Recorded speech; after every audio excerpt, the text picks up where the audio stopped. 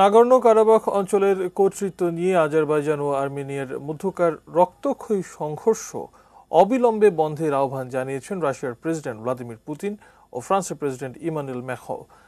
Kremlin জানিয়েছে, দুই নেতা এই বিষয়ে টেলিফোনে বিস্তারিত আলাপ করেছেন।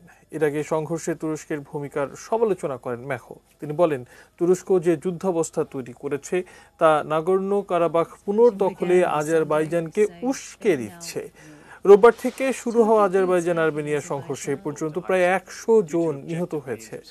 আর্মেনিয়ার দাবি, গত বুধবার সংঘর্ষে চতুর্থ দিন আজারবাইজানের হামলায় নাগর্নো কারাবাখে ৩ বেসামরিক নাগরিক মারা গেছে।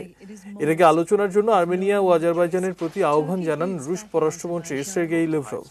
তিনি জানান, মস্কো এই বৈঠকের আয়োজক হতে প্রস্তুত। Provocations that have drawn Armenia, both countries say it is moral support.